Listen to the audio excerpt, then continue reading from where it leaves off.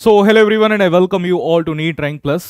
देखिए, आपकी जो नीट 2025 की जर्नी है उसमें हमने पहले जो चीज़ें स्टार्ट करी थी वो स्टार्ट किया था मोशन चैप्टर। काइनेमेटिक्स 1D मैंने स्टार्ट किया था और काइनेमेटिक्स 1D में मैंने आपको इक्वेशंस के बीच में वेरिएबल्स क्या रहते हैं वो भी करवा दिया था, प्रीवियस ईयर क्वेश्चंस भी करवा दिए थे।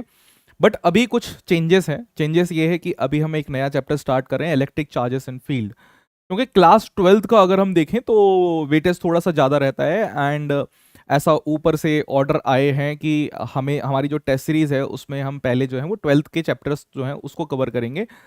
तो इसलिए हमने थोड़ा सा शिफ्ट किया है। तो आपका जो काइनेमेटिक्स 1D बचा है दोबारा से हम स्टार्ट करेंगे काइनेमेटिक्स 1D, बट पहले हम इस चैप्टर को कंप्लीट करेंगे जो है इलेक्ट्रिक चार्जेस एंड फील्ड। ठीक है, सो ये एक छोटी सी अपडेट है। तो आज हम क्लास 12th को स्टार्ट कर रहे हैं। फर्स्ट हम क्लास 12th को कंप्लीट करेंगे और क्लास 12th को कंप्लीट करने के बाद then we will move to class 11th। क्योंकि आपको खुद भी पता होगा है ना, लीडर बैच है तो लीडर बैच में तो आपने एक बार पेपर दे ही रखा है, तो यू नो कि क्लास 12th का थोड़ा सा वेटेज जो है ज़्यादा रहता है और क्लास 12th आपने सही से पहले पढ़ी भी होगी बोर्ड का एग्जाम देने के लिए। सो आज की क्लास में हम electric charges and field start कर रहे हैं एंड उसमें सबसे पहला जो टॉपिक हमारे पास है दैट इज इलेक्ट्रिक चार्ज और उसकी कैलकुलेशन कि इलेक्ट्रिक चार्ज होता क्या है और उस इलेक्ट्रिक चार्ज को किस तरीके से हम कैलकुलेट कर सकते हैं इजीली। सो इस पर हमारा क्या रहेगा, मेन फोकस रहेगा। क्या ये बात क्लियर है? ठीक है, चलिए स्टार्ट करते हैं। मैं बहुत ही बेसिक से स्टार्ट करूंगा ये मानते हुए कि आपको कुछ भी नहीं पता है एंड हम उस लेवल तक जाएंगे कि हमें कैसा ही क्वेश्चन पूछ ले यू नो कि कैसे इसको इनिशिएट करना है। जैसे सेक्शन बी में मान लीजिए कि बहुत ही टफ क्वेश्चन आ गया आपके नीट एग्जाम में, बट उसके बाद भी आपको पता होगा कि यार इस क्वेश्चन को ना ऐसे इनिशिएट करना है और आपने अगर इनिशिएट कर दिया, कैलकुलेशंस कर ली, तो आप उस क्वेश्चन को सॉल्व कर जाएंगे।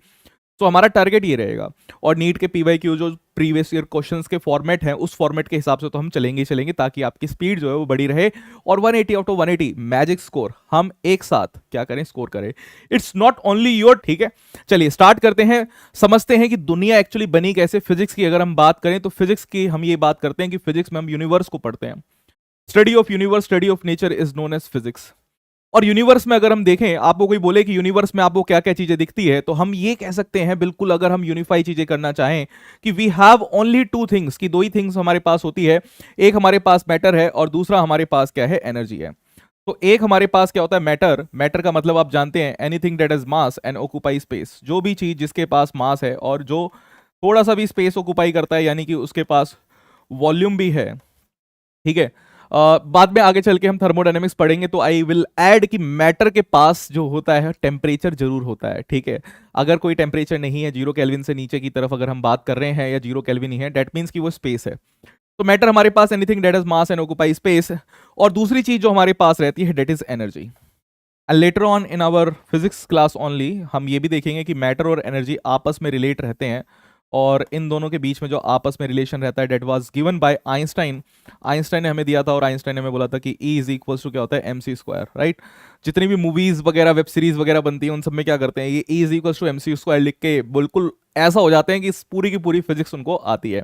पर बहुत ही बढ़िया इक्वेशन है, बहुत ही शानदार इक्वेशन है। राइट, एंड वी नो कि ये जो मैटर है, मैटर फिर हमें पता लगा जे थॉमसन की अगर हम बात करें, थॉमसन ने मॉडल दिया एक वाटरमेलन मॉडल, वो भी हम पढ़ेंगे एटम वाले चैप्टर में।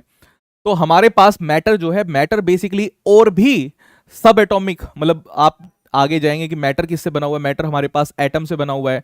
और एटम को अगर हम देखें तो कि एटम भी हमारे पास फर्दर डिवाइडेड होता है और एटम बना हुआ है हमारे पास सब एटॉमिक पार्टिकल से। तो सब एटम्स की अगर हम बात करें, सब एटॉमिक पार्टिकल्स की अगर बात करें, तो हमारे पास सब एटॉमिक पार्टिकल्स में 3 पार्टिकल्स हमारे पास रहते हैं। फर्स्ट वन इज प्रोटॉन, तो एक हमारे पास है प्रोटॉन। ठीक है, पार्टिकल के नाम की हम बात कर रहे हैं। तो एक हमारे पास पार्टिकल है प्रोटॉन, प्रोटॉन को हम P से शो करते हैं। दूसरा हमारे पास रहता है इलेक्ट्रॉन, इलेक्ट्रॉन को हम E से शो करते हैं। और तीसरा हमारे पास रहता है न्यूट्रॉन। तो ये 3 पार्टिकल है ना, हमें पता लग गया कि 3 पार्टिकल हमारे पास किस में होते हैं, एटम के अंदर रहते हैं। अब अगर ये 3 पार्टिकल हैं और मैटर क्या होता है, anything that has mass and occupy space, यानी कि आप ये कह सकते हैं कि इनके अंदर मास तो जरूर होगा। क्या ये बात समझ में आ रही है? भाई मैटर का मतलब ही यही है कि हमारे पास जिसके पास मास है उसको हम मैटर कह रहे हैं। बिल्कुल इतनी सिंपल डेफिनेशन दे रखी है कि भाई जिसके पास भी मास है और वो ऑक्यूपाई करता है स्पेस, वो हमारे पास क्या है, मैटर है। और हम ये कह रहे हैं कि मैटर हमारे पास जो है वो फिर फर्दर उसमें भी छोटे छोटे पार्टिकल्स हमारे पास हैं और उन पार्टिकल्स से मिलके बना हुआ है। तो आप ये कहेंगे कि सर अगर हमारे पास मैटर के पास मास होता है, यानी एटम के पास भी मास होता है और एटम के अंदर जो चीजें हैं उनके पास भी मास होगा, तो हम अगर यहाँ पर इन्हीं के मासेस की बात करें कि इनका मास कितना होता है, तो प्रोटॉन का मास हमारे पास होता है 1.67 इंटू 10 की पावर ऑफ -27 kg। ठीक है, ये आपको याद करनी है चीजें, इसलिए मैं यहाँ पे लिखवा रहा हूँ। कोई भी डेटा आप ऐसा देखेंगे कि मनोज सर की क्लास में ऐसे हाइपोथेटिकल डेटा या फिर कोई ऐसे डेटा मैं आपको नहीं बताऊंगा जिसकी रिक्वायरमेंट आपके medical entrance exam NEET UG के लिए नहीं होगी।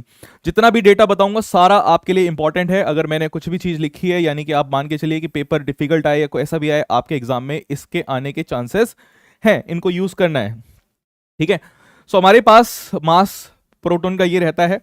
अगर हम इलेक्ट्रॉन की बात करें तो इलेक्ट्रॉन सबसे दुबला पतला हमारे पास इलेक्ट्रॉन है, 10 की पावर -31 kg। और इसलिए आप देखेंगे कि बहुत से लोग इसी के फैन हैं। कई बार हम कैलकुलेशन में इलेक्ट्रॉन को ही लेंगे, और इलेक्ट्रॉन में अब आप देखेंगे सबसे कमजोर है, तो कितनी तेज ये एक्सेलरेट हमारे पास करेगा। मास ऑफ न्यूट्रॉन की बात करें तो अभी के लिए मैं बिल्कुल इस चैप्टर के लिए मैं लेके चल रहा हूं कि हमारे पास मास ऑफ प्रोटॉन और mass of neutron almost same है। जब तक हम न्यूक्लियस वाले चैप्टर में नहीं आएंगे तब तक मैं इनको डिफ्रेंशिएट नहीं करूंगा। ठीक है, तो हमें यह पता लग गया कि देर आर सब एटॉमिक पार्टिकल्स, और सब एटॉमिक पार्टिकल्स की अगर मैं बात करूं तो वो हमारे पास है पेन, प्रोटॉन्स, इलेक्ट्रॉन्स और न्यूट्रॉन्स। इसके अलावा भी हमारे पास और भी पार्टिकल्स अभी पता है। We are in 21st century, हमारे पास ऐसे अप्लायंसेस हैं कि हमें बहुत सारी चीजें पता है, बट हम उनके बारे में बात नहीं करेंगे। क्यों? बिकॉज वो हमारे सिलेबस में नहीं है। हमारे सिलेबस में जो चीज है, हमें एग्जाम निकालना है, हमें यहां पर ज्यादा ज्ञान नहीं लेना। एग्जाम निकालना है यानी कि आपको बिल्कुल फोकस रहना है। आप देखते हैं घोड़े के आगे ऐसे चीजें लगा देता है, डेट मींस कि घोड़ा इधर उधर नहीं देखे। हम जानते हैं घोड़े की स्पीड बहुत तेज है, इधर भी जाएगा तब भी तेज चलेगा, इधर भी जाएगा तेज चलेगा, बट घोड़े को जाना कहां है, वहीं पर चलेगा। तो वैसे ही आप मान के चलिए कि जो आपके सिलेबस में आप उतनी ही चीजें जानिए, बाकी की चीजें आपके लिए काम की नहीं है, वो सिर्फ ज्ञान है। अगर खाली बैठे हैं, कभी ऐसे ही पढ़ रहे हैं, तो वो नॉलेज का ज्ञान आप ले लीजिए। ठीक है, चलिए अब मैं मिसऑन की बातें यहां पे नहीं करूंगा। तो हमारे पास मासेस थे, साइंटिस्ट ने कहा कि मासेस अगर हैं तो मासेस के बीच में एक फोर्स हमारे पास लगती है। जिसके पास भी मास रहता है एक फोर्स लगती है जो आपने पढ़ी है, बताइए कौन सी? एक फोर्स जो मास के ऊपर ही डिपेंड करती है। जिसके पास मास उसके पास फोर्स लगेगी।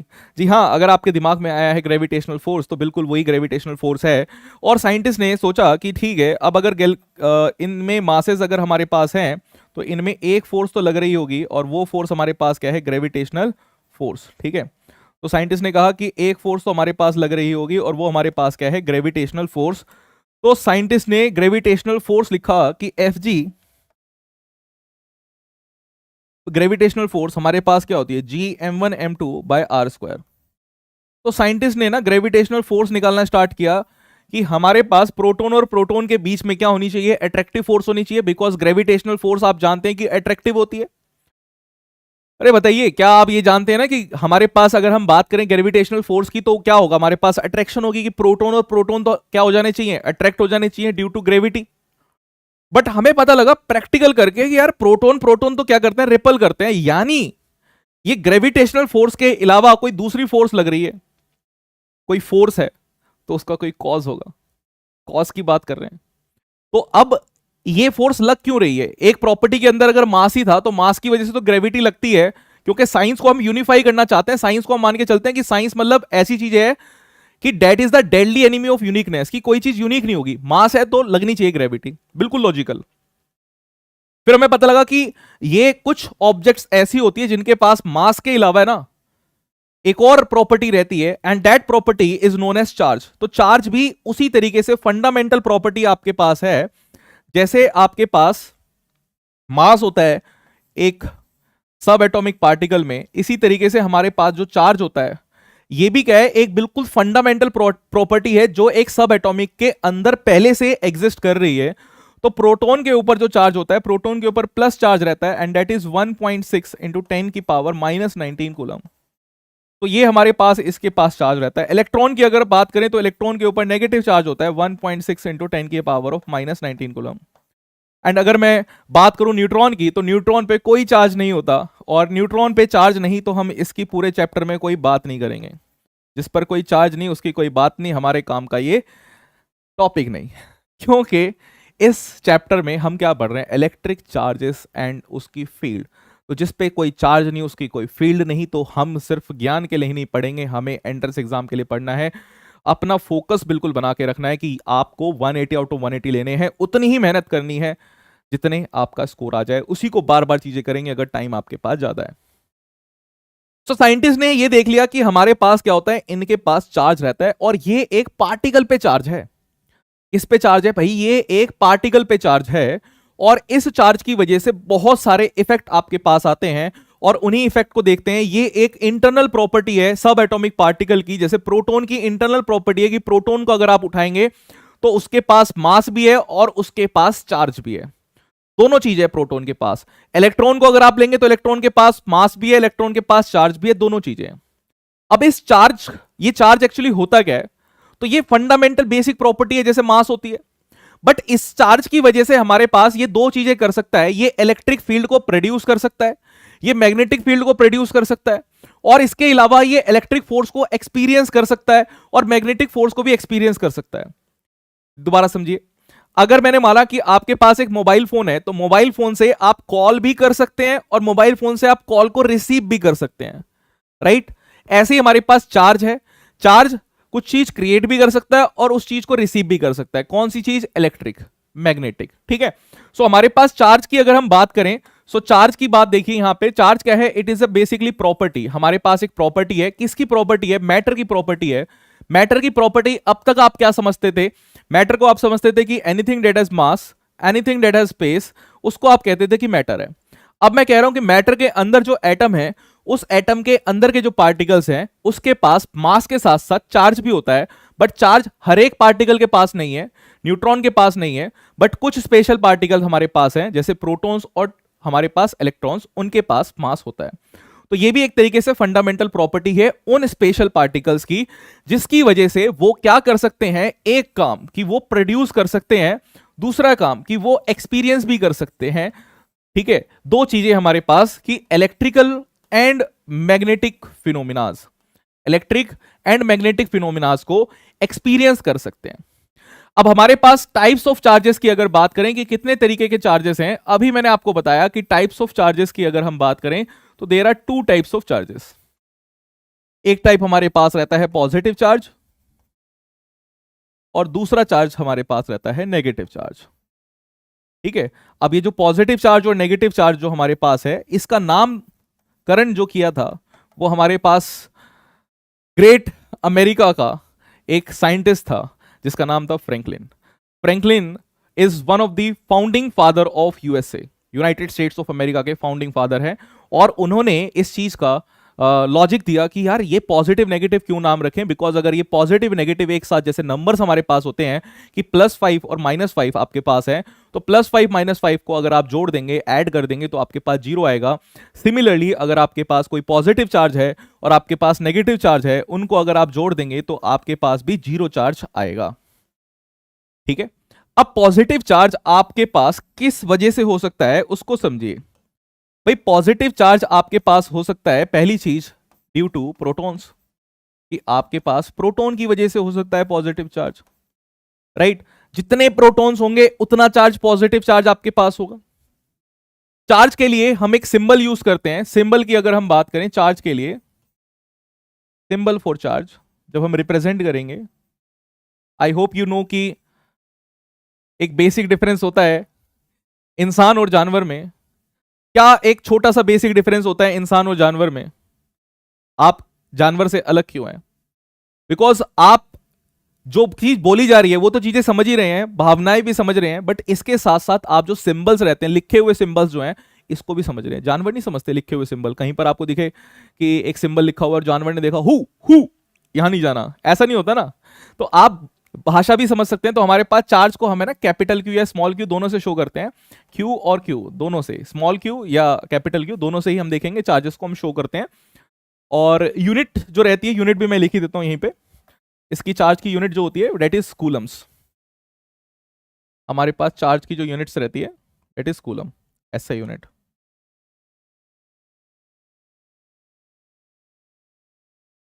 ऐसा यूनिट आपके पास है कूलम,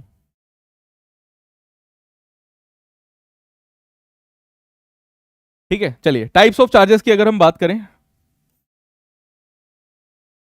टाइप्स ऑफ चार्जेस की, तो टाइप्स ऑफ चार्जेस हमारे पास है पॉजिटिव चार्ज। पॉजिटिव चार्ज किसकी वजह से होता है? पॉजिटिव चार्ज हमारे पास रहता है ड्यू टू प्रोटॉन, प्रोटॉन की वजह से। अब मैंने कहा कि भैया बहुत सारे प्रोटॉन्स अगर आए हैं, अगर मैं क्यू की बात कर रहा हूं तो मैं कह सकता हूं एन टाइम्स जितने भी प्रोटॉन्स मेरे पास होंगे एन पी, क्या बोल सकते हैं, एन टाइम्स ऑफ पी। अगर प्रोटॉन मेरे पास 10 है तो 10 चार्ज आ जाएगा। प्रोटॉन मेरे पास, अगर मैं यहां पे एग्जांपल के लिए बताता हूं, एनपी मेरे पास आया, Q equals to NP. Example के लिए अगर मैंने कहा आई एम हैविंग 10 प्रोटॉन्स, तो अगर मेरे पास 10 प्रोटॉन्स हैं तो मेरे पास चार्ज कितना होगा? मेरे पास होगा 10p। और एक प्रोटॉन पे चार्ज कितना था? अभी मैंने आपको बताया 1.6 इंटू 10 की power of minus 19 coulomb, right? यही मैंने आपको समझाया। दिख रहा है ना ये इतना छोटा? क्या छोटू भैया दिख रहे हैं? ठीक है, ये हमारे पास है। और इसी को आप मल्टीप्लाई करेंगे, देखिए एक 10 से मल्टीप्लाई करना सबको आता है, 10 से मल्टीप्लाई करना सबको आता है, 10 से मल्टीप्लाई करना सबको आता है कि नहीं आता? Q इक्वल्स टू हमारे पास क्या है? 1.6 ही रखेंगे, साइंटिफिक में रखना है 10 की पावर माइनस 18 कूलम, हमारे पास आंसर आ जाएगा, राइट? ये हमारे पास क्या है? आंसर यहां पर आ गया। अब यहां पर एक चीज और नोट करेंगे, ये आपके पास है वन थिंग मोर, वो एक चीज आपके पास क्या है? बी की अगर हम बात करें, वो बी आपके पास है ड्यू टू इम्बेलेंस। मतलब पहले मैं ये वाली चीज बताता हूं, नेगेटिव चार्ज को भी लेते हैं पहले, फिर इसके बाद इस चीज की बात करेंगे। नेगेटिव चार्ज की अगर हम बात करें, भाई नेगेटिव चार्ज किसकी वजह से हमारे पास होगा? तो नेगेटिव चार्ज आप कहेंगे कि नेगेटिव चार्ज सर होता है हमारे पास ड्यू टू इलेक्ट्रॉन्स। किसी भी बॉडी में इलेक्ट्रॉन की वजह से हमारे पास क्या होगा? नेगेटिव चार्ज होगा, राइट? इसको मैं लिख सकता हूं कि मेरे पास क्या रहेगा? Q is equals to N E. Q is equals to N E. Example यहां पर देखिए, ऐसा ही लेते हैं। मैं बोलता हूं कि 10 इलेक्ट्रॉन्स मेरे पास है। अगर 10 इलेक्ट्रॉन्स मेरे पास है तो चार्ज कितना होगा? चार्ज को आप कहेंगे 10e। और 10e की अगर बात करेंगे तो मेरे पास क्या रहेगा? 10 इंटू 1.6 इंटू 10 की पावर माइनस 19 कूलम। अब ये आपके पास कितना होगा? ये आपके पास होगा 1.6 इंटू 10 की पावर ऑफ माइनस 18 कूलम। ये आपके पास चार्ज आ जाएगा। बट हाँ, एक चीज लिखना भूल गए आप, ये भैया नेगेटिव चार्ज आपके पास होगा। नेगेटिव चार्ज है ना, तो यहाँ पे आप नेगेटिव चार्ज लगाएंगे माइनस, तो ये आपके पास होगा माइनस।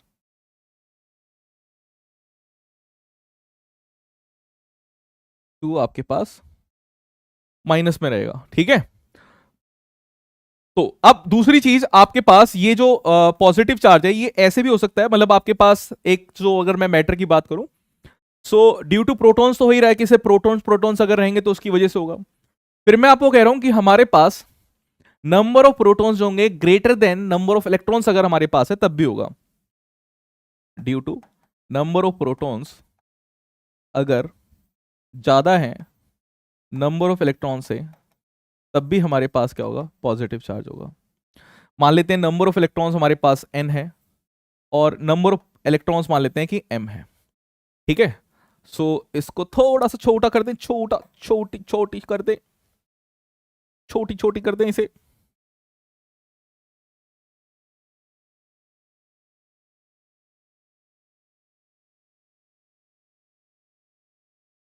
छोटा छोटा कर देते हैं।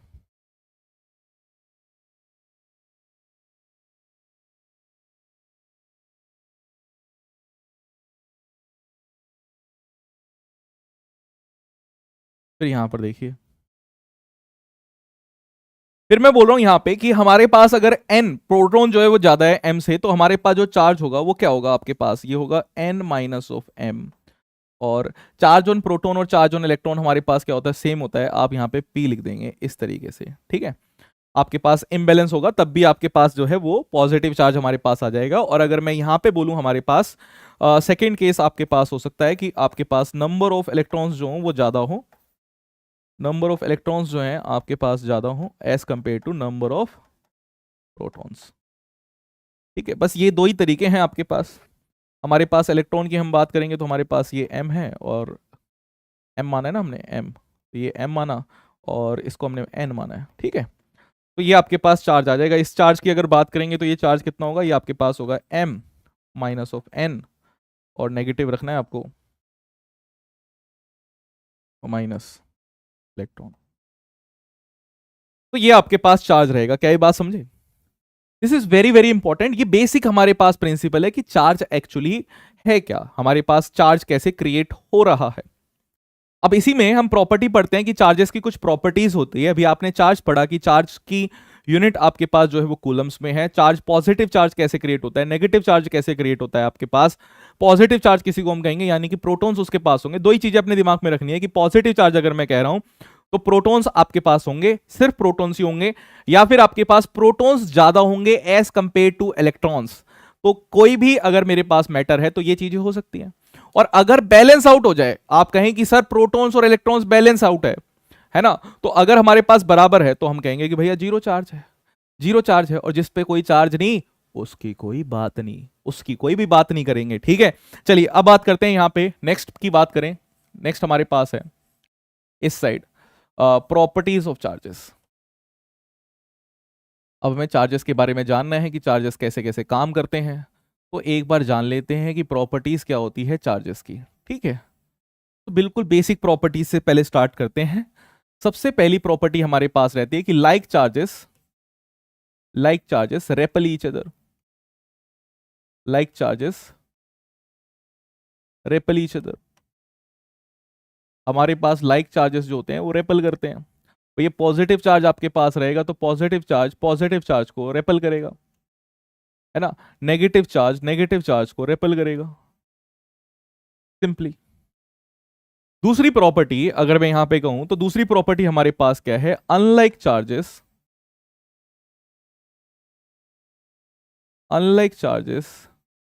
और neutral and charge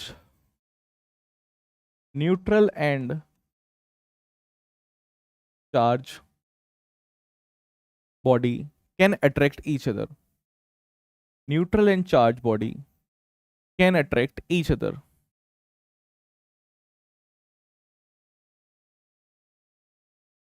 can attract each other. ठीक है, इसका मतलब क्या हुआ, इसका मतलब हुआ कि अगर आपके पास एक पॉजिटिव चार्ज है, एक आपके पास नेगेटिव चार्ज है, तो ये दोनों आपस में क्या करेंगे, अट्रैक्ट करेंगे। ठीक है, दूसरी चीज, अगर मैंने बोला कि मेरे पास एक न्यूट्रल बॉडी है, मैंने बोला कि मेरे पास एक न्यूट्रल बॉडी है, और इसके अलावा मैंने आपको बोला कि न्यूट्रल बॉडी के अलावा हमारे पास एक चार्ज बॉडी है, तो ये भी आपस में क्या कर जाते हैं, अट्रैक्ट कर जाते हैं। ठीक है, ये भी आपस में क्या करते हैं, अट्रैक्ट कर जाते हैं।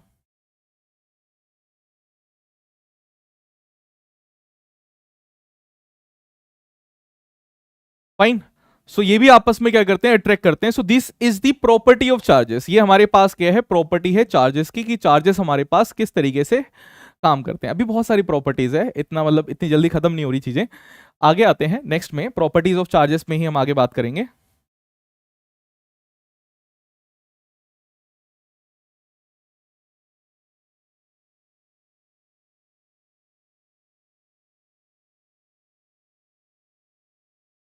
प्रॉपर्टीज ऑफ चार्जेस में थर्ड प्रॉपर्टी आपके पास है, very important property, quantization of charge.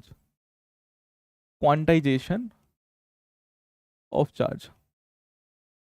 तो क्वांटाइजेशन ऑफ चार्ज की अगर हम बात करें तो क्वांटाइजेशन ऑफ चार्ज का मतलब हमारे पास होता है कि चार्ज जो है वो क्वांटाइज है नेचर में। व्हाट डज इट मीन, इसका मतलब होता है कि चार्जेस की अगर हम बात कर रहे हैं तो चार्जेस की एक क्वांटिटी फिक्स है कि इतने के मल्टीपल में ही हमारे पास जो है वो चार्ज इंक्रीज होगा या डिक्रीज होगा। स्टेप्स जो रहते हैं ना, जैसे कि आपके पास एक स्टेप्स होते हैं, ध्यान से देखिए, अगर मैं बोलूं कि स्टेयर्स आप चढ़ रहे हैं, तो अगर आप स्टेयर्स चढ़ते हैं, लेट अस से कि आप स्टेयर्स चढ़ रहे हैं, तो आप जब स्टेयर्स चढ़ते हैं तो कैसे चढ़ते हैं, स्टेप्स होते हैं आपके पास, इंक्रीमेंट स्टेप्स होते हैं कि आप यहां से चलना स्टार्ट किए, आपके पास फर्स्ट स्टेप आएगा, फिर सेकंड स्टेप आएगा, फिर थर्ड स्टेप आएगा।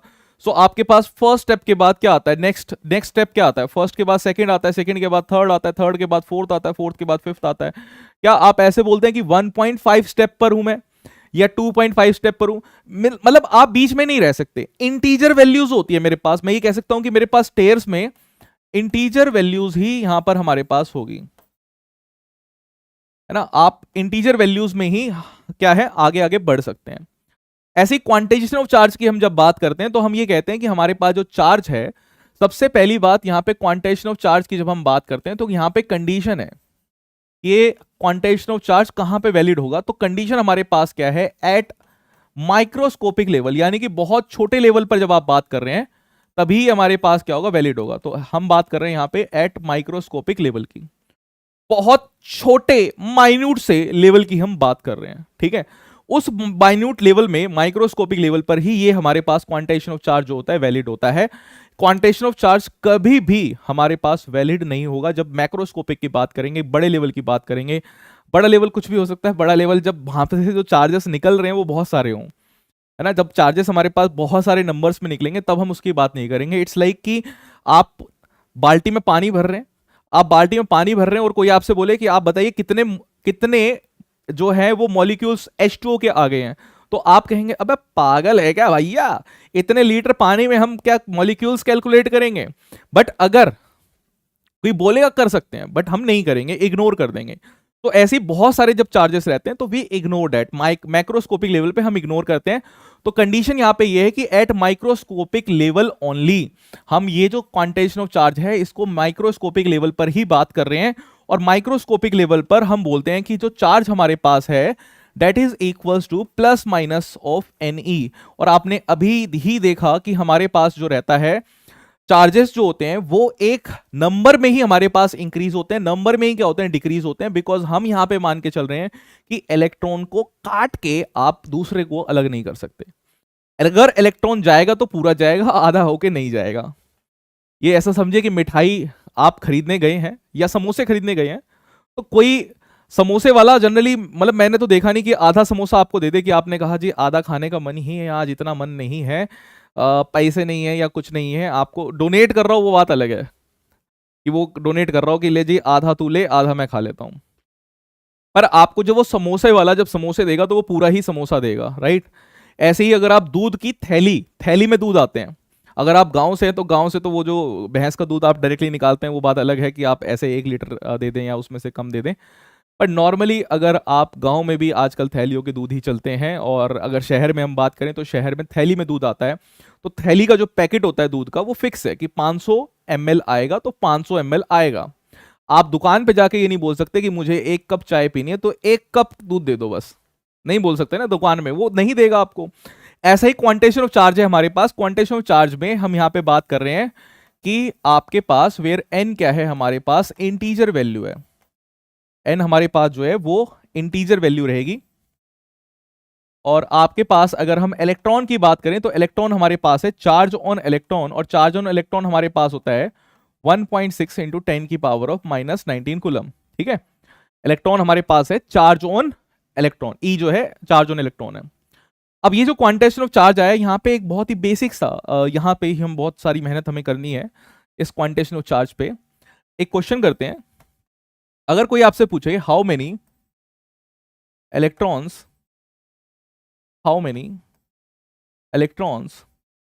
आर देयर इन 1 कूलम, तो कोई आपसे ये पूछ रहा है कि 1 कूलम में बताइए कितने इलेक्ट्रॉन्स आपके पास होते हैं। यानी कि चार्ज 1 कूलम, यहां पे बेसिकली मैं शो करना चाह रहा हूं कि 1 कूलम जो होता है वो बहुत बड़ी क्वांटिटी होती है। आपने सोची भी ना हो कि इतनी बड़ी क्वांटिटी होती है 1 कूलम। लिख देते हो आप, कई बार हम क्या होता है कि चीजों को लिख देते हैं and we do not think about, क्योंकि पढ़ाई हम ऐसे ही करते हैं, हम सोचते ही नहीं है। पर आप डॉक्टर बन रहे हैं, आप वहां पे प्लेटलेट्स काउंट करेंगे। मतलब मैं तो ऐसा है कि प्लेटलेट्स पहले मैं भी सोचता था यार प्लेटलेट्स ठीक है यार, मिलियन में है ना, प्लेटलेट्स हो गए, स्पर्म काउंट हो गए, ये सब हो गए, कितने मतलब इतने रहते हैं कि मतलब टेंशन लेनी नहीं है, इतने सारे होते हैं। कभी पढ़ लिया आपने, नंबर देख लिया, ज्ञान ले लिया कि अच्छा प्लेटलेट्स इतने होते हैं बॉडी में, आरबीसीज इतने होते हैं, डब्ल्यूबीसीज इतने होते हैं, स्पर्म काउंट इतना रहता है, ऐसे पढ़ लिया। बट अब अगर कोई चीज कमी होने लग जाती है, जैसे डेंगू हो जाता है, डेंगू में प्लेटलेट्स कम होने लग जाते हैं, तो आपको लगता है अरे यार प्लेटलेट्स इतने कम हो गए, अच्छा इतने होने चाहिए थे अब इतने कम हो गए। या हीमोग्लोबिन की कमी हो गई तो आपको पता लगता है कि यार आरबीसीज कम है, आरबीसीज कम है इसलिए कंसंट्रेशन नहीं बन पा रही, क्योंकि हीमोग्लोबिन जो है वो कम है। और आरबीसीज क्या करता है, ऑक्सीजन कैरी करता है, और ऑक्सीजन जितनी ज्यादा दिमाग में रहेगी उतना दिमाग तेज चलेगा। तो आपका दिमाग अगर स्लो चल रहा है तो डेट मीन्स कि आपके हीमोग्लोबिन की कमी है। तो ये छोटी छोटी चीजें बहुत ज्यादा मायने रखती है। किसी के जैसे मेरा एक दोस्त है, उसके बच्चा नहीं हो रहा तो वो स्पर्म काउंट बता रहा था मुझे, तो मतलब अलग अलग चीजें आपको पता लगती है ना, फिर यार ये भी चीज है, ये भी चीज है, इसकी भी कमी हो सकती है, इसकी भी कमी हो सकती है, इसकी भी कमी हो सकती है, तो वो चीज आप तब सोचते हैं जाके। अब ये इलेक्ट्रॉन के बारे में एक बार फील लेना और फिर आपको पता लगेगा कि यार ये चीज जो यूज कर रहे हैं इसका नंबर कितना है, बिकॉज ये नंबर सेंस एक डॉक्टर के पास होनी चाहिए, इसलिए मैं आपको चीजें बता रहा हूं। तो हमारे पास यहाँ पे आपको चार्ज जो है गिवन चार्ज, अगर मैं यहाँ पे बात करूं गिवन चार्ज, तो गिवन चार्ज हमारे पास क्या है, क्यू को दे रखा है 1 कूलम। एक इलेक्ट्रॉन के ऊपर हमें चार्ज पता रहता है कि हमारे पास होता है 1.6 इंटू 10 की पावर ऑफ -19 कूलम। ठीक है, अब अगर हम बात करें Q इक्वल्स टू एनी हमारे पास होता है, तो Q इक्वल्स टू एनी हमारे पास है, तो N की अगर हम बात करें तो N is equals to Q by E हमारे पास होता है। ठीक है, तो चार्ज की अगर हम बात करें तो चार्ज हमारे पास है 1 कूलम और ये हमारे पास है 1.6 इंटू 10 की पावर ऑफ -19 कूलम। ठीक है, अब इसको देखिए किस तरीके से सॉल्व करते हैं, ध्यान से देखेंगे। कूलम कूलम आपके पास कैंसिल हो गया, ऊपर भी 1 कूलम था, नीचे भी 1 कूलम था। मैं ये पावर को ऊपर लेके चला जाता हूं, तो पावर को ऊपर लेके जाएंगे तो हम लिख सकते हैं 10 की पावर 19 और नीचे हमारे पास क्या है 1.6 है। 1.6 को मैं एक जीरो हटाता हूँ, ये 10 कर दिया, तो इसको आप कट करिए, आपके पास आएगा 8, या आपके पास आएगा 5। अब आपको पता लगा कि 5 जो है वो छोटा हो गया, 8 जो है बड़ा है, यानी कि न्यूमरेटर आपके पास छोटा हो गया, डिनोमिनेटर आपके पास बड़ा हो गया। तो एक जीरो यहाँ से इसको चिपका के दे दीजिए, तो आपके पास आएगा 50 इंटू 10 की पावर 18 और ये जो पावर आपके पास है 8, इसको यहाँ पे रख दीजिए, इसको कट करिए, आपके पास आएगा 4, ये आपके पास आएगा 25 और 4 के टेबल से इसे कट कर दीजिए, आपके पास आएगा 6.25। ठीक है, 6.25 इंटू 10 की पावर 18, तो ये आपके पास क्या है वैल्यू यहाँ पर आ जाएगी। क्या बात समझे? तो आपके पास how many electrons are there in 1 coulomb पूछ रहा था, आपके पास आएगा 6.25 इंटू 10 की पावर 18। अब कोई कुछ भी पूछ ले आप तुरंत निकाल लेंगे। अब आपको एक चीज याद करके रखनी है, अगर कोई बोले 1 कूलम, अगर कोई यहां पे बोले, ध्यान से देखना, अगर कोई बोले चार्ज और यहां पे बोले number of particles, number of electrons, कि कितने इलेक्ट्रॉन से बना है। ठीक है, तो देखेंगे अगर मैंने बोला 1 कूलम, तो 1 कूलम अभी आपको पता लगा कि 6.25 इंटू 10 की पावर 18 हमारे पास होता है। कितना बड़ा नंबर है, बहुत बड़ा नंबर है। अगर मैं आपको बोलूं कि आपको 2 कूलम, तो 2 कूलम आपको पता है क्वांटेशन ऑफ चार्ज के ऊपर ही हम बात कर रहे हैं, Q इक्वल्स टू एनी के ऊपर बात कर रहे हैं। तो मैं आपको बोलूं कि आपके पास है 2 कूलम, तो 2 कूलम में आप कहेंगे कि अरे सर मल्टीप्लाई कर दीजिए 2 इंटू 6.25 इंटू 10 की पावर 18। मैं आपको बोलूं 3 कूलम, तो आप कहेंगे सर मल्टीप्लाई कर दीजिए 3 इंटू 6.25 इंटू 10 की पावर 18। अपने दिमाग में बोलते रहिए, दिमाग बड़ा तेज होता है जब आप बार बार बोलते हैं।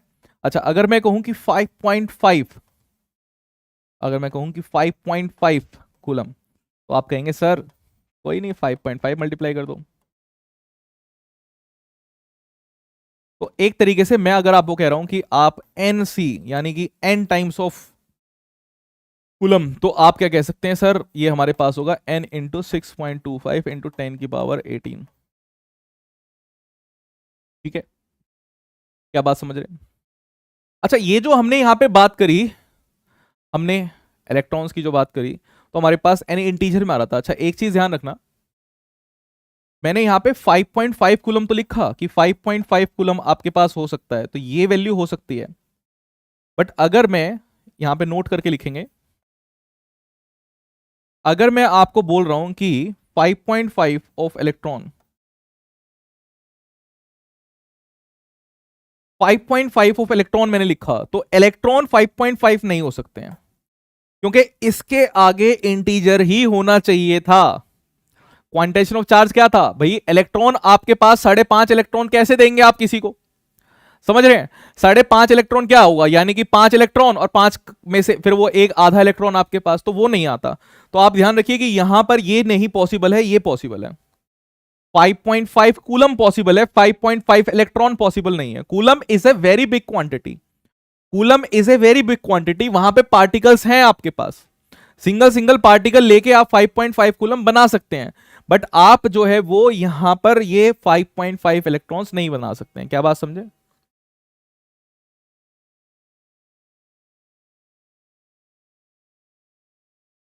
जल्दी बताइए, क्या बात क्लियर है?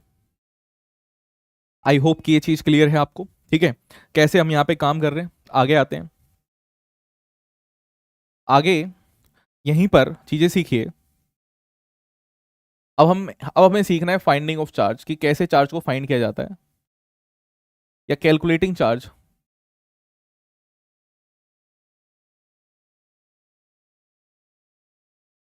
Calculation of charge.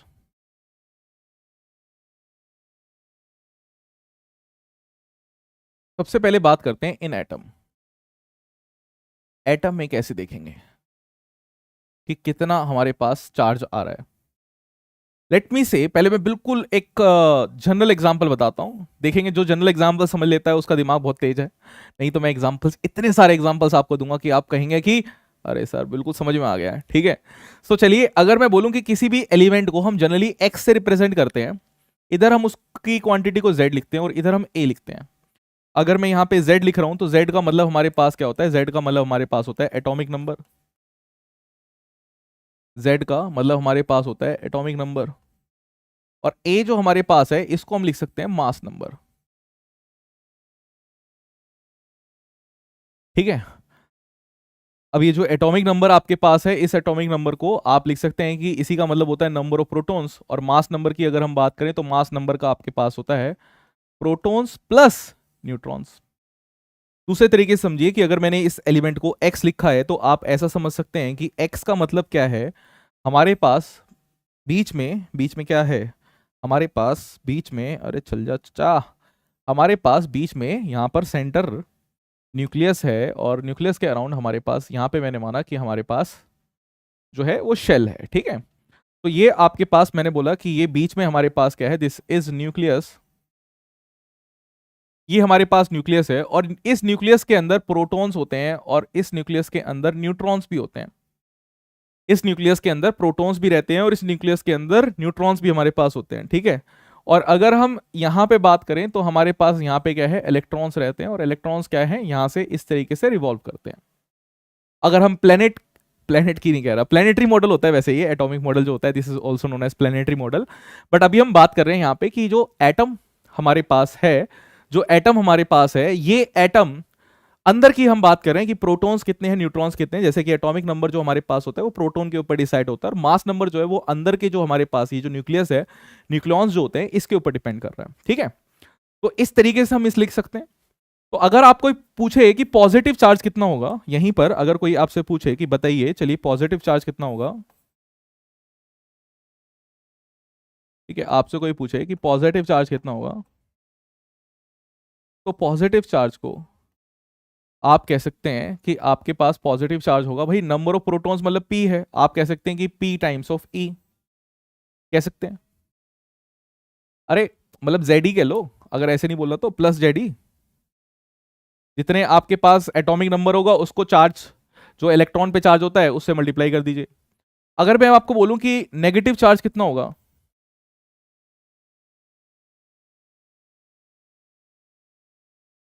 तो नेगेटिव चार्ज आपके पास रहेगा माइनस ऑफ जेड, क्योंकि अगर ये न्यूट्रल हमारे पास है एटम, तो हम ऐसे लिख सकते हैं न्यूट्रल एटम के लिए, for neutral atom, for neutral atom. या आप ऐसे समझिए कि मैं आपको एक चीज और बताता हूं, यहां पे अगर मैं आपसे पूछूं कि नंबर ऑफ प्रोटॉन्स कितने होंगे, नंबर ऑफ प्रोटॉन्स कितने हैं, तो आप क्या बताएंगे। ये जो ऊपर एटम लिखा है इसी में बात कर रहे हैं, नंबर ऑफ प्रोटॉन्स आपके पास कितने हैं, नंबर ऑफ प्रोटॉन्स आपके पास जितना जेड है वही तो नंबर ऑफ प्रोटॉन है। अगर मैं आपसे पूछूं नंबर ऑफ इलेक्ट्रॉन्स कितने हैं, तो आप कहेंगे कि इलेक्ट्रॉन्स हमारे पास भाई जेड ही है, अगर न्यूट्रल है हमारे पास है तो जेड ही हमारे पास वो है इलेक्ट्रॉन्स। अगर कोई मैं आपसे पूछूं नंबर ऑफ न्यूट्रॉन्स कितने हैं, तो नंबर ऑफ न्यूट्रॉन्स के लिए आप कहेंगे कि ए में से जेड माइनस कर दो, आपके पास नंबर ऑफ न्यूट्रॉन्स आ जाएंगे। राइट, चलिए इसको मैं समझाता हूं अभी आपको। यहां तो चीजें जो हैं वो समझ में अगर आ गई, दैट मीन्स कि यू आर सो इंटेलिजेंट, अपने आप को ऐसा कह देना कि हाँ सर यहां से तो चीजें समझ में आ गई। इसका मतलब ये है कि आपकी केमिस्ट्री मेरी तरह बहुत तेज है आपकी केमिस्ट्री जो है वो मेरी तरह बहुत तेज है, और अश्विनी सर ने आपको सही, बिल्कुल सही पढ़ा रहे हैं। अब चलिए, अब यहाँ पे हम बात करें कि यहाँ पे मैंने माना कि मैंने उल्टे हाथ से देखे, उल्टे हाथ से बता देंगे आपको। एक एग्जाम्पल लेते हैं यहाँ पर, और एग्जाम्पल के लिए अगर मैंने क्या लिया,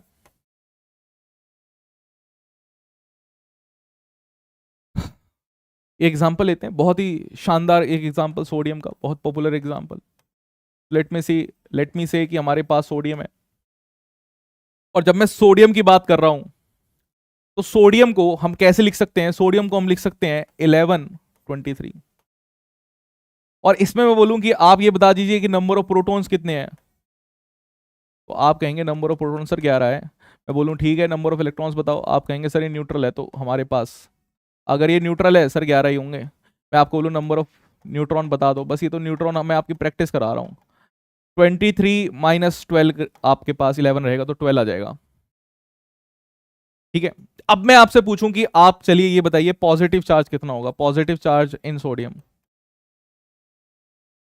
पॉजिटिव चार्ज इन सोडियम एटम कितना है? तो आप कहेंगे सर जो 11 है और 11 के साथ इलेक्ट्रॉन को मल्टीप्लाई कर दो, यानी 11 इंटू 1.6 इंटू 10 की पावर ऑफ -19 कूलम आपके पास आ जाएगा। और 11 से मल्टीप्लाई करना बहुत आसान है, ये आपके पास 17.6 इंटू 10 की पावर -19 कूलम, ये आपके पास आ जाएगा, प्लस में ही आएगा। तो ये आपके पास प्लस में ये चार्ज आ गया। ठीक है, अगर मैं यहीं पे बात करूं, मतलब इसको ऊपर लिख दीजिए,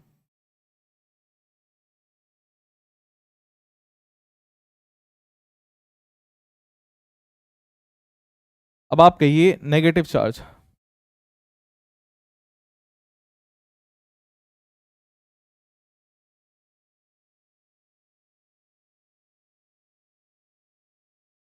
तो नेगेटिव चार्ज इन सोडियम की अगर हम बात करें, तो नेगेटिव चार्ज जितने इलेक्ट्रॉन्स की वजह से नेगेटिव चार्ज होगा, तो negative charge in sodium atom की अगर हम बात करें तो आपके पास क्या हो जाएगा? आप कहेंगे सर ये हो जाएगा 11 इंटू ई, प्लस में नेगेटिव में तो माइनस कर देंगे, तो -17.6 इंटू 10 की पावर ऑफ -19 कूलम। और नेट चार्ज की अगर बात करें तो नेट चार्ज क्या होता है? पॉजिटिव और नेगेटिव, है ना? तो नेट चार्ज आपके पास कितना होगा? नेट चार्ज 0 हो जाएगा।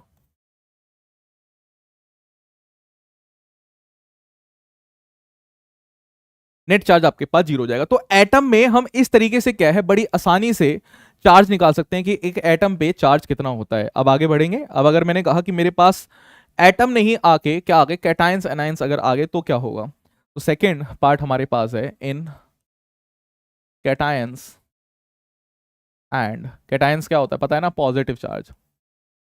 कैटायंस का मतलब होता है हमारे पास पॉजिटिव चार्ज। कैट मतलब बिल्ली, बिल्ली मतलब पॉजिटिव। अरे कई लोग क्या है, बिल्ली को भैया ऐसे मारते हैं ना, अगर सामने आ जाती है तो पत्थर मार देते हैं। मैंने एक देखा, मेरा स्टूडेंट क्या है पत्थर मार रहा है, मैंने कहा बेटे पत्थर क्यों मार रहा है? बोला सर ये ना मतलब पनौती लगा देती है। मैंने कहा पनौती? बिल्ली, एक बिल्ली पनौती लगा देगी तेरे को? अरे भाई बिल्ली तो इतनी पॉजिटिव होती है, कैटायन क्या होते हैं? वो बोला सर पॉजिटिव। मैंने बोला कैटायन मतलब पॉजिटिव, मतलब बिल्ली पॉजिटिव। तो कैटायन हमारे पास क्या होता है? एक पॉजिटिव चार्ज हमारे पास रहता है। तो इसमें देखेंगे इन कैटायंस एंड एनायंस, तो हमारे पास कैटायंस में इन कैटायंस एंड एनायंस,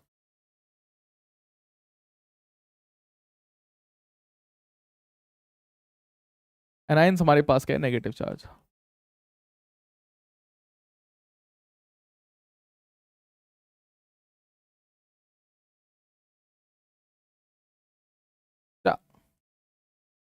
चलिए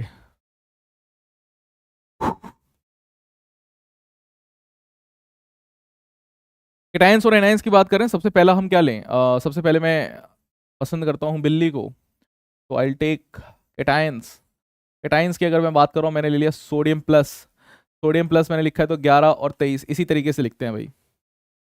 11 और 23 ऐसे लिखेंगे। अगर आपके पास सोडियम प्लस है, तो सोडियम अगर आपके पास प्लस है, तो आप ये मुझे बताइए कि नंबर ऑफ प्रोटॉन्स कितने होंगे यहाँ पे? नंबर ऑफ प्रोटॉन्स अगर कोई आपसे पूछे, तो नंबर ऑफ प्रोटॉन्स कितने होंगे भाई? जितना ये आपके पास जेड है वही रहेंगे, हमारे पास प्रोटॉन्स तो चेंज होते नहीं है। नंबर ऑफ इलेक्ट्रॉन्स, बट कोई आपसे पूछे तो इलेक्ट्रॉन, देखिए पॉजिटिव चार्ज के आने का मतलब क्या है? पॉजिटिव चार्ज के आने का मतलब क्या है कि इसने, सोडियम ने एक इलेक्ट्रॉन लूज कर दिया है। बाय लूजिंग इलेक्ट्रॉन ही तो कोई चीज कैटायन बना सकती है। तो इसने अपने पास से एक इलेक्ट्रॉन को लूज कर दिया, और अगर एक इलेक्ट्रॉन को इसने लूज कर दिया तो आपके पास क्या चीज हो जाएगी, ये आप बताइए। तो हम ये कह सकते हैं कि इसके पास अगर पहले 11 इलेक्ट्रॉन्स हुआ करते थे, तो अब भाई साहब के पास सिर्फ 10 इलेक्ट्रॉन्स हैं, इसलिए इम्बैलेंस हमारे पास क्रिएट हुआ है। तो आपके पास ये आएंगे 10। न्यूट्रॉन की हम बात करेंगे नहीं, क्योंकि जिस पे कोई चार्ज नहीं उसकी कोई पूरे चैप्टर में बात नहीं। अब अगर आपसे कोई पूछे कि ठीक है अब आप बताइए पॉजिटिव चार्ज बताइए कि कितना पॉजिटिव चार्ज होगा, positive charge on sodium Na plus, positive charge on Na plus की अगर बात करेंगे तो आपके पास क्या रहेगा 11 इंटू 11E कह सकता हूं मैं 11E, और ये रहेगा 11 इंटू 1.6 इंटू 10 की पावर ऑफ -19 कूलम। तो ये हमारे पास हो जाएगा 17.6 इंटू 10 की पावर -19 कूलम। ठीक है, सो ये आपके पास रहेगा, इसको रखिए इधर, ये आपके पास रहेगा प्लस और प्लस, ये आपके पास इधर। तो ये आपके पास कैटायंस के लिए है। अब अगर मैं नेगेटिव चार्ज की बात करूं कि भाई नेगेटिव चार्ज कितना रहेगा, तो नेगेटिव चार्ज के लिए आप 10E लिखेंगे माइनस, है ना, तो ये आपके पास रहेगा 10 माइनस में लिखेंगे minus of 10E minus of 10 into 1.6 into 10 की पावर -19। तो ये आपके पास हो जाएगा माइनस ऑफ 1.6 इंटू 10 की पावर -18 कूलम। ये आपके पास यहाँ पे नेगेटिव चार्ज आ जाएगा। क्या बात समझे, कैटायंस के लिए। ठीक है, अब चलिए कैटायंस के लिए अगर आपने कर लिया तो अब देखिए अब यहां पर हम कर सकते हैं एनायंस के लिए। इसी तरफ सेपरेशन बनाइए एक, और इसको आप कर सकते हैं एनायंस के लिए, बी फॉर एनायंस। एनायंस की अगर मैं बात करूं, एनायंस के लिए एक बता दीजिए, Cl माइनस ले लें, Cl माइनस ले लेते हैं। एक एग्जांपल हमने Cl माइनस ले लिया, Cl माइनस में 17 यहां पर होते हैं और 17 के अलावा यहां पे 35 रहता है, 35। ठीक है, चलिए Cl माइनस हमने ले लिया यहां पर। अब Cl माइनस अगर मैंने लिया है तो सबसे पहली बात वही कि नंबर ऑफ प्रोटॉन्स बताइए कितने हैं, नंबर ऑफ प्रोटॉन्स आपके पास, नंबर ऑफ प्रोटॉन्स यहां पर कितने हैं 17। अच्छा आपके पास बताइए नंबर ऑफ इलेक्ट्रॉन्स कितने हैं यहाँ पे। अब इलेक्ट्रॉन्स देखिए ज्यादा हो चुके हैं, 17 तो आप सीधा देख के लिख देते हैं, जो आपके पास एटॉमिक नंबर है आप उसी को डायरेक्टली लिख देते हैं कि उतना ही आपके पास हो गया। बट अगर मैं इलेक्ट्रॉन की बात करूं तो इलेक्ट्रॉन चेंज हो जाता है, जितना चार्ज दिख रहा है उसके हिसाब से क्या करो ऐड कर दो। आपके पास 18 यहां पर क्या है इलेक्ट्रॉन्स है, तो 18 आपके पास इलेक्ट्रॉन्स आ जाएंगे। ठीक है, पॉजिटिव चार्ज की अगर बात करें, पॉजिटिव चार्ज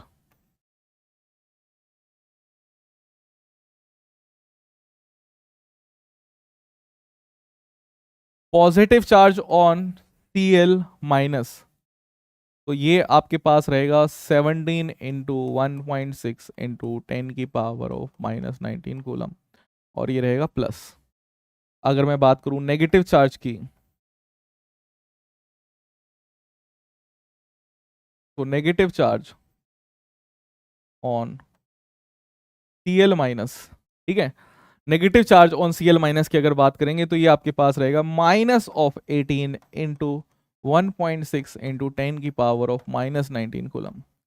अब आप देखेंगे इसमें जो इम्बेलेंस आ रहा है ना, मतलब ये इम्बेलेंस आपके पास जो है जैसे कि इसमें प्रोटॉन्स और इलेक्ट्रॉन्स के नंबर्स अगर आप देखें, प्रोटॉन ज्यादा है तो पॉजिटिव चार्ज है, इसमें आप देखेंगे इलेक्ट्रॉन्स ज्यादा है तो आपके पास नेगेटिव चार्ज आएगा।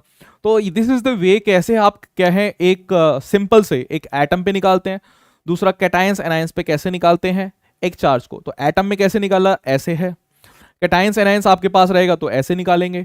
अब बात करते हैं मॉलिक्यूल की। ठीक है, पहले मॉलिक्यूल की बात करते हैं कि मॉलिक्यूल में कैसे निकालेंगे। थर्ड पार्ट आपके पास, थर्ड पार्ट इन मॉलिक्यूल्स, कि अगर आपके पास मॉलिक्यूल्स है तो कैसे निकालेंगे। तो मान लेते हैं कि मेरे पास एक मॉलिक्यूल है H2O, सेपरेट कर देंगे, तो मेरे पास मैं ऐसा बोल सकता हूं H2O का मतलब है कि दो हाइड्रोजन एटम है, दो हाइड्रोजन एटम है प्लस एक सिंगल ऑक्सीजन एटम है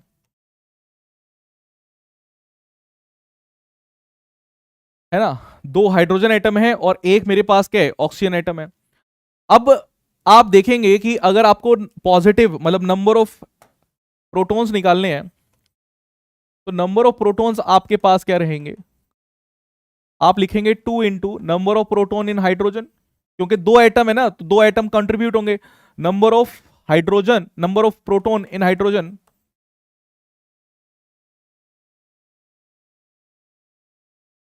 प्लस, देखिए ऑक्सीजन एक ही है, ऑक्सीजन अगर एक ही है तो उसको एक ही से मल्टीप्लाई करेंगे, एक into number of proton in oxygen,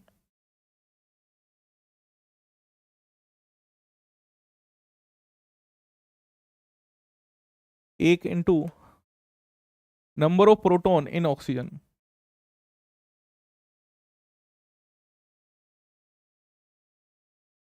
ये आपके पास रहेगा, ठीक है। अब देखिए, अब आपके पास अगर मैं हाइड्रोजन की बात करूं तो हाइड्रोजन को कैसे लिख सकते हैं, हाइड्रोजन को आप ऐसे लिखते हैं। ऑक्सीजन की बात करें तो ऑक्सीजन को कैसे लिखते हैं, ऑक्सीजन को ऐसे लिखते हैं। तो इसी को आप यूज करेंगे तो आपके पास आएगा 2 × 1 प्लस आपके पास 1 × 8, तो आपके पास हो जाएंगे 10 प्रोटॉन्स। आपके पास number of proton in H2O की अगर मैं बात कर रहा हूं तो नंबर ऑफ प्रोटॉन हमारे पास होंगे H2O में 10। और सिमिलरली आप अगर इलेक्ट्रॉन्स की बात करेंगे तो इलेक्ट्रॉन्स आपके पास कितने होंगे, ये भी होंगे 10, ठीक है। इलेक्ट्रॉन्स भी निकाल सकते हैं, ऐसे न्यूट्रल आपके पास है। चलिए अब मैं बात करता हूं, ये एग्जांपल 1 था, एक और एग्जांपल लेते हैं। एग्जांपल मैंने लिया CO2, CO2 ले लिया, या आप छोड़िए एक बढ़िया सा एग्जांपल लेते हैं C6H12O6 तो बड़ा एग्जांपल ले लेते हैं C6H12O6, C6H12O6 ग्लूकोज, यहां से बेहतर समझ में आएगा। अब की बार नंबर ऑफ इलेक्ट्रॉन्स निकाल लेते हैं कि नंबर ऑफ इलेक्ट्रॉन्स कितने होंगे। तो नंबर ऑफ इलेक्ट्रॉन्स की अगर बात करें तो आप कहेंगे कि 6 into number of protons, number of electrons in carbon, carbon आपके पास है पहला 6, प्लस आप कहेंगे 12 into number of electron in hydrogen,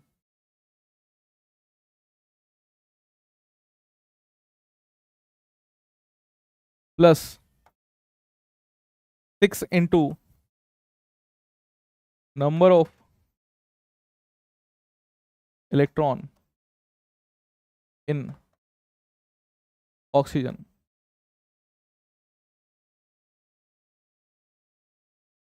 ठीक है, ये आपके पास है।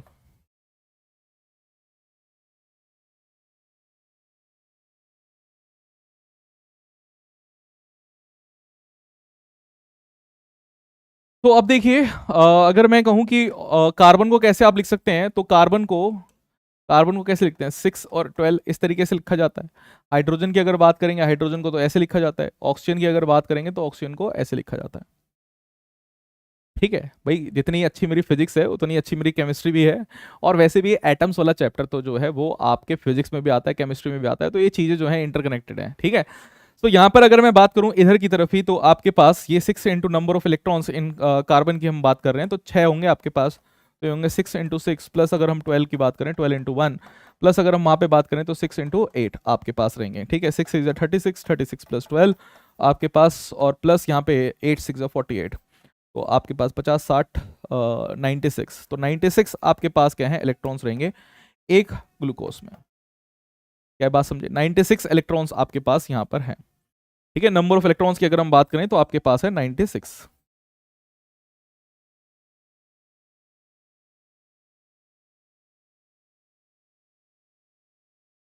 तो चार्ज अगर पूछा है तो चार्ज तो आप डायरेक्टली निकाल सकते हैं, मतलब बस मल्टीप्लाई तो करना है आपको, ये जो नंबर निकला है। ठीक है, चलिए अब बात करते हैं फोर्थ वाली, fourth and final, in matter. अगर कोई मैटर दे दे, इन मैटर, तो मैटर का मतलब होता है कि गिवन मास आपके पास कुछ होगा। तो चार्ज की अगर हम बात करें तो चार्ज आपके पास होगा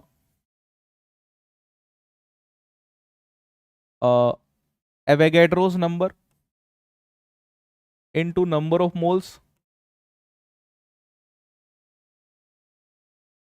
इनटू नंबर ऑफ इलेक्ट्रॉन्स जो उसमें होंगे, नंबर ऑफ प्रोटॉन्स या इलेक्ट्रॉन जिसकी भी हम बात कर रहे होंगे, इनटू चार्ज ऑन इलेक्ट्रॉन। ठीक है, जो चार्ज आपका होता है प्रोटॉन पे।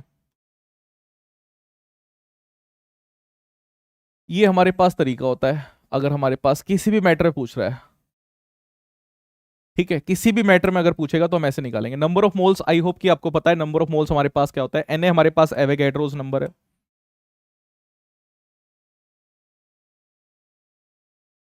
ये हमारे पास एवोगैड्रो नंबर है। ये आपके पास given mass by molar mass होता है,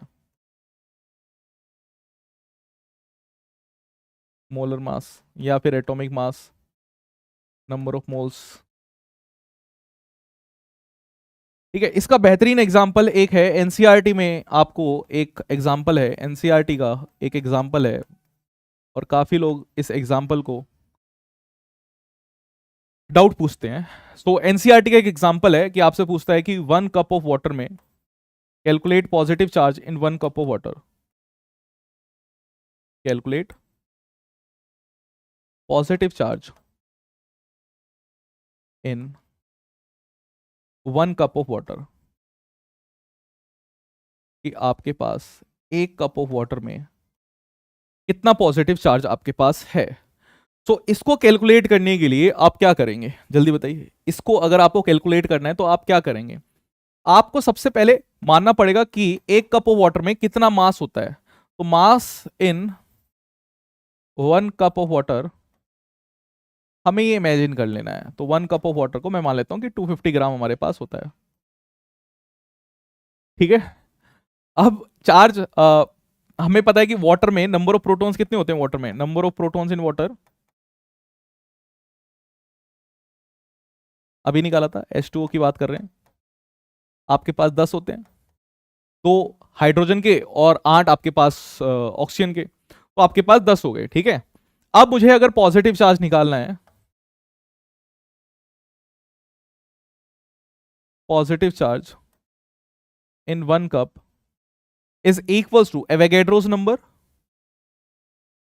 Na into given mass 250, molar mass 18 होता है हाइड्रोजन का, मतलब ये H2O का मोलर मास, फिर हमारे पास इनटू 10 इनटू 1.6 इंटू 10 की पावर ऑफ -19 कूलम। तो इसको आप सॉल्व करेंगे, आपके पास आंसर आ जाएगा। एंड ये तरीका हमारे पास रहता है किस तरीके से हम क्वेश्चंस को सॉल्व करते हैं। तो अब कैसा भी आ जाए, आपसे आयरन पूछे, आपसे कुछ भी पूछे, आप इजीली क्या कर सकते हैं, निकाल सकते हैं। बात समझे? आइए आगे आते हैं, एक क्वेश्चन करते हैं। यहां पे एक क्वेश्चन है आपके सामने। क्वेश्चन आपके पास दे रखा है कि इन एन एक्सपेरिमेंट, एक एक्सपेरिमेंट हो रहा है, 3 बहुत छोटे पार्टिकल, 3 माइक्रोस्कोपिक लेटेक्स स्फीयर आपके पास है, are spread into a chamber. उसको हमने स्प्रे कर दिया एक चैम्बर में, और जब हमारे पास चार्जेस जो हैं वो है 3e, 5e और हमारे पास -3e respectively. All the 3 spheres come in contact, ये सारे के सारे स्फीयर्स हमारे पास क्या है, कांटेक्ट में आते हैं और फिर साइड में अलग हो जाते हैं। तो हमारे पास एक प्रॉपर्टी और होती है जिसको कहते हैं कंजर्वेशन ऑफ चार्ज। तो हमारे पास चार्ज होता है वो कंजर्वेशन प्रॉपर्टी को फॉलो करता है, तो हमारे पास होता है कंजर्वेशन ऑफ चार्ज। जब भी हम कंजर्वेशन की बात करते हैं तो इसका मतलब क्या होता है, कंजर्वेशन का मतलब होता है कि कोई चीज पहले इनिशियली होगी और बाद में होगी, वो हमारे पास बराबर है। तो मैं कह सकता हूं कि चार्ज, इनिशियल चार्ज हमेशा हमारे पास फाइनल चार्ज के पास बराबर होगा, ठीक है। इस प्रॉपर्टी को हम यूज करेंगे। तो इसमें अगर मैं बात करूं, ये प्रॉपर्टी हमारे पास है, तो मैं यहां पे बोल रहा हूं कि हमारे पास इनिशियल चार्ज कितना है, आप ये बताइए। इनिशियल चार्ज आपके पास है +3 इलेक्ट्रॉन, आप ऐड कर सकते हैं, एडिटिव होते हैं हमारे पास, +5e -3, यानी कि आपके पास ये कट हो जाएगा, आपके पास +5 इलेक्ट्रॉन जो है वो इनिशियल चार्ज है। तो हमारे पास फाइनल चार्ज भी जो होना चाहिए वो भी इतना ही होना चाहिए। अगर हम बात करें हमारे पास फाइनल चार्ज की, तो फाइनल चार्ज भी हमारे पास क्या होगा, इतना ही होना चाहिए, क्योंकि फाइनल चार्ज हमारे पास अलग नहीं हो सकता है। तो अब आपको बस यही देखना है, यहां पर जो चीजें दे रखी हैं, क्या हमारे पास इन सबको जब हम ऐड करते हैं तो 5 ही अगर हमारे पास आ जाए तो होगा। तो ये देखिए 5 5 10 -4 आपके पास 6 आएगा, तो ये आपके पास ऑप्शन नहीं है। इसके बाद देखिए 6 6 12 12 -7 आपके पास 5 आ गया, यानी कि ये आपके पास ऑप्शन हो सकता है। इसको मैं ऐसे टिक कर रहा हूं। दूसरे वाले को भी देखिए आपके पास यहां पर है, और यहां पे आप देख रहे हैं 3.5 और 5.5, तो ये तो पॉसिबल ही नहीं होता है ना, ये तो आपके पास पॉसिबल ही नहीं है, तो ये वाला ऑप्शन भी आपके पास गलत हो गया। फिर नीचे आइए, 7 5 12, 12 माइनस 8 आपके पास 4, तो ये भी आपके पास नहीं है। मतलब सिंपली आपको क्या करनी है, एडिशन करनी है, सिंपल ऐड करिए और उसके बाद देखिए आपके पास जो फाइनल चार्ज है वो भी आपके पास इतना ही आना चाहिए, क्यू फाइनल भी आपके पास +5 ही आना चाहिए।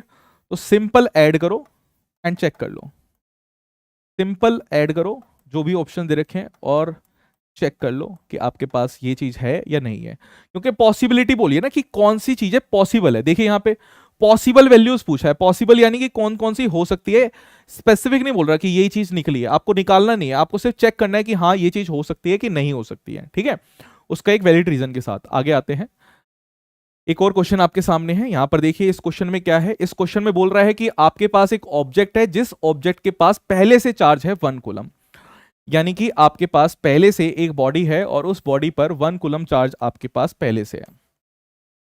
एंड गेन्स, अब ये जो बॉडी है आपके पास, ये बॉडी क्या कर रही है, ये बॉडी गेन कर रही है, क्या गेन कर रही है, इलेक्ट्रॉन्स गेन कर रही है आपके पास। अच्छा, अगर कोई बॉडी इलेक्ट्रॉन को गेन करती है तो आपके पास क्या हो जाना चाहिए, नेगेटिव चार्ज होना चाहिए या पॉजिटिव होना चाहिए। तो आप देख रहे हैं 1 कूलम इसके पास पहले से था और क्या कर रही है, गेन कर रही है इलेक्ट्रॉन्स, यानी नेगेटिव चार्ज इसके पास आएगा, तो जो इसके पास पहले से चार्ज है वो इसके चार्ज कम हो जाना चाहिए। तो हमें यहां पे पता लगा कि ये तो नहीं हो सकता है 1.8, और एक कूलम में 6.25 इंटू 10⁻18 होते हैं, ये उससे कम है, यानी कि नेगेटिव भी नहीं जाएगा हमारे पास, तो ये दो ऑप्शन तो हमारे पास वैसे के वैसे कट हो गए। अब देखना ध्यान से लॉजिक, हमें पता है कि एक कूलम जो होता है, तो मैं अपने दिमाग में रखता हूं कि एक कूलम का मतलब होता है 6.25 इंटू 10⁻18 इलेक्ट्रॉन्स इसके पास है पहले से, पॉजिटिव चार्ज, इतने प्रोटॉन्स मान सकता हूं, इतने पॉजिटिव चार्ज है, तो मैंने माना कि इतने प्रोटॉन्स इसके पास है। अब ये जो इलेक्ट्रॉन्स जा रहे हैं, अब आप देखिए कि अगर ये भी 6.25 इंटू 10⁻18 होते तो इसको क्या करते, जीरो कर देते, जीरो कूलम कर देते। और अगर ये दिखा रहा है कि 0.8 हो जाएगा, यानी अब आप देख रहे हैं कि आधे से तो ज्यादा है, यानी इसका चार्ज होगा वो आधे से 0.5 से तो कम ही हो जाएगा। तो हम यहां पर एक इस ऑप्शन को भी देख के ही कट कर सकते हैं कि आधे से ज्यादा चार्ज तो कम हो चुका हो, क्योंकि बहुत सारे इलेक्ट्रॉन्स जा रहे हैं। तो आपके पास देख के ही, ऑब्जर्वेशन से ही आप इसको टिक मार सकते हैं, just by seeing the options जो आपके पास है, ऑप्शंस की तरफ आपका नजर होनी चाहिए बिल्कुल। इसके अलावा अगर मैं कहूं कि हमें कैलकुलेट ही करना है, तो ये जो गेन कर रहा है इलेक्ट्रॉन, तो निकालिए कि कितना चार्ज आपके पास ये गेन करेगा, है ना। तो इस चार्ज को निकालते हैं कि हमारे पास क्यू गेन कितना रहेगा। तो क्यू गेन की अगर मैं बात करूं तो क्यू गेन आपके पास रहेगा Ne, इसको आप लिख सकते हैं 5 इंटू 10⁻18, और ये आपके पास होता है 1.6 इंटू 10⁻−19 कूलम, ठीक है। तो 16 इंटू 5 अगर आप करेंगे आपके पास हो जाता है 8, 1.6 ये 8 आएगा, और ये आपके पास हो जाएगा 10⁻−1, तो आपके पास आएगा -0.8 कूलम। तो -0.8 कूलम ये क्या कर रहा है, चार्ज गेन कर रहा है, राइट। तो इसके पास पहले से कितना था, 1 कूलम चार्ज था, तो 1 कूलम में से 0.18 को आप माइनस कर देंगे, आपके पास नेट चार्ज कितना हो जाएगा, न्यू चार्ज, क्यू नेट, अभी जो बात करेंगे। तो 1 कूलम माइनस 0.8 कूलम, आपके पास ये आ जाएगा 0.2 कूलम क्यू नेट। तो ये आपके पास जो है चार्ज आ जाएगा यहाँ पर, बस बढ़िया बढ़िया काम आपके पास हो गया, ठीक है। चलिए अब इसके बाद की जो चीजें हैं वो हमारे पास चार्जिंग पे डिपेंड करती है, तो इसको फिर हम नेक्स्ट क्लास में करेंगे यहाँ से, ठीक है। इसके आगे की जो चीजें हैं वो डिपेंड करती है कि चार्जिंग मेथड ऑफ चार्जिंग पे, कि चार्जेस एक्चुअली प्रोड्यूस कैसे कर रहे हैं, तो इसको हम आगे वाली क्लास में करेंगे, नेक्स्ट क्लास में। आई होप कि अब आपको आज की क्लास का जो काम था कि चार्ज क्या होता है वो पता लग गया, चार्जेस को कैलकुलेट कैसे करते हैं वो पता लग गया, कि मेथड्स ऑफ चार्जिंग मतलब हमारे पास जो है वो नेक्स्ट क्लास में करेंगे, ठीक है। तो नया चैप्टर हमने स्टार्ट किया है, इस चैप्टर को जो है वो सही से पढ़ लेना। अब हम कल मिलेंगे, कल हमारा काम है, कल मिलते हैं। आपके लिए एक होमवर्क है, होमवर्क आपके लिए बहुत ही सिंपल सरल होमवर्क कि आपको सॉल्व करना है डीएस से, आपको सॉल्व करना है डीएस से, ठीक है। यही आपका होमवर्क है, और आप दूसरा काम मैं आपको देता हूं कि आपको रीड करनी है एनसीईआरटी, सिर्फ यही दो काम है आज के। आपको क्लास 12th की एनसीईआरटी रीड करनी है, वहां पे जो सॉल्व एग्जाम्पल हो उन सॉल्व एग्जाम्पल्स को आपको सॉल्व करना है। तो मिलेंगे फिर कल, एंड कल भी आपकी क्लास है सैटरडे को, कल मैंने क्लास रखी है सो डेट कि आपका सिलेबस जो है वो थोड़ा थोड़ा फास्ट